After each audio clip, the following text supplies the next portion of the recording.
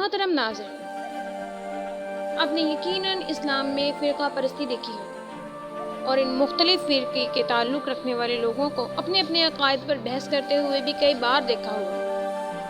لیکن آج ہم بات کرنے والے ہیں ان دو فرقوں کی جو آپس میں 30 سال تک مذہبی عقائد کی بنا پر حالت جنگ میں رہے۔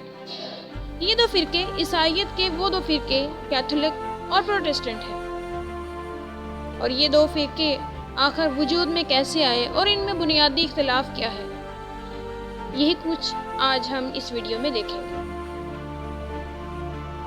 نمبر 1، کیتھولکس کون ہے؟ کیتھولکس چرچ کے مطابق رومن کیتھولک چرچ کو حضرت عیسیٰ نے بنایا۔ کیتھولک عیسائیوں کا ایک ایسا فرقہ ہے جو حضرت عیسیٰ کو خدا کا بیٹا سمجھتے ہیں، اور وہ یہ سمجھتے ہیں کہ زمین پر انسانوں کے تمام گناہوں کا کفارہ حضرت عیسیٰ اپنی موت کی صورت میں ادا کر چکے ہیں۔ عیسائیوں کے مطابق سائمن پیٹر، جو حضرت عیسیٰ کے 12 حواریوں میں سے ایک تھے، انہوں نے حضرت عیسیٰ کے بعد جوئش کرسچینٹی کی تبلیغ کی بار سنبھالی۔ اس کے بعد جیمز، جو ان کے مطابق حضرت عیسیٰ کا بھائی تھا، اس نے یہودیت میں اصلاحات کرنے لگے، لیکن ابھی بھی بہت سے یہودی تعلیمات پر عمل کرتے تھے۔ 380 عیسوی میں رومن کیتھولزم کو روم کا سرکاری مذہب قرار دے دیا گیا۔ 33 سی ای سے 100 سی ای تک کئی وقفہ تھا جس میں کیتھولک چرچ کو حضرت عیسیٰ کے 12 حواری چلاتے رہے۔ انہوں نے وسطی مشرق کی اور بہت سے علاقوں کو عیسائیت کی دعوت دینے کے لیے مشنری ورک شروع کیا۔ 590 سی ای میں کیتھولک چرچ کے پوپ گریگری I کے دور میں کیتھولک چرچ بڑے پیمانے پر سیاست ملٹری پاور میں اہم قوت سمجھا جاتا تھا، لیکن بالآخر ان زیادہ اختیارات کا نتیجہ یہ نکلا کہ 10ویں صدی کے پوپس نہایت کرپٹ تھے۔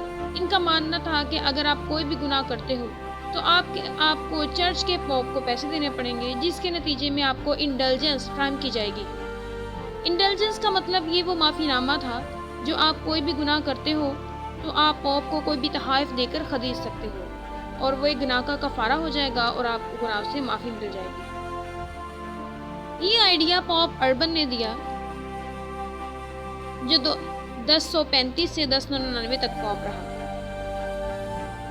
یاد رہے، پوپ کیتھولک چرچ کے سب سے بڑے راہب کو کہا جاتا تھا۔ پوپ کو سمجھا جاتا تھا کہ یہ خدا کے بعد حضرت عیسیٰ اور حضرت عیسیٰ کے بعد ان کے 12 حواریوں کی اولاد میں سے ہے جنہوں نے کرسچینٹی کی تبلیغ کی۔ اس کو کیتھولک چرچ کا سربراہ ہونے کے ساتھ ساتھ روم کا بشپ اور عظیم ترین روحانی شخصیت ابھی بھی سمجھا جاتا ہے۔ اس کو سینٹ پیٹر کا جانشین سمجھا جاتا ہے، جو ابتدائی چرچ کا لیڈر تھا۔ اس کے خیالات کو خدا کی آواز سمجھا جاتا ہے، اور کوئی بھی مسیحی اس کی بات سے اختلاف نہیں کر سکتا۔ ابھی بھی اس کے پوری دنیا میں 1 بلین سے زائد پیروکار ہیں، اس لیے اس کے 100 ممالک کے حکمرانوں کے ساتھ سفارتی تعلقات ہوتے ہیں۔ اس کا کوئی بھی فیصلہ عوام کے ساتھ ساتھ حکومتوں پر بھی اثر ڈالتا ہے۔ مگر صلیبی جنگوں میں چرچ کے پوپ کی طرف سے کیے گئے کچھ ظالمانہ فیصلوں کی وجہ سے لوگ ان سے ایسے بدظن ہوئے، جس کا نتیجہ بہت سارے نئے فرقے بننے میں نکلا۔ ان کے کچھ فیصلوں میں عیسائیوں کو زبردستی فوج میں بھرتی کیا جاتا تھا، لیکن اگر کوئی مالدار مسیحی خود نہیں جانا چاہتا تھا تو وہ اپنی جگہ پر کسی اور کو بھیج دیتا۔ اس طرح اسے ایسا معافی نامہ مل جاتا جس کے نتیجے میں وہ دنیا میں تو کامیاب تھا ہی، لیکن آخرت میں بھی جہاد سے بھاگنے کی معافی مل جاتی تھی۔ اس کے علاوہ پوپ نہایت کرپٹ اور شان و شوکت کے دل دادا تھے۔ ان کے بادشاہوں کی طرح محل تھے اور باقاعدہ دربار لگا کرتے تھے۔ ان کی انہی خامیوں اور غلط طرز زندگی کی وجہ سے مارٹن لوتھر نے ان کے خلاف علم بغاوت بلند کیا۔ یہی وہ انسان تھا جس نے عیسائیت کے نئے فرقے پروٹسٹنٹ کی بنیاد رکھی۔ دراصل ہوا کچھ یوں کہ 16ویں صدی کی ابتدا میں مارٹن لوتھر نے کیتھولک فرقے میں اصلاح کے لیے ایک تحریک چلائی۔ اس تحریک میں عقلی بنیاد پر چرچ کے اصولوں پر تنقید کی جا رہی تھی۔ اس کے اہم مطالبات میں پادریوں کا پیسوں کی عوض معافی نامے کی تقسیم کو روکنا تھا۔ اس کے علاوہ اگر کوئی انسان مذہب کو سائنس کے لحاظ سے بیان کرتا یا پوپ کے احکام کی خلاف ورزی کرتا تو اسے سخت ترین سزائیں دی جاتی۔ 31 اکتوبر 1517 کو مارٹن لوتھر نے باقاعدہ بغاوت کا اعلان کر دیا، جب جرمنی کے شہر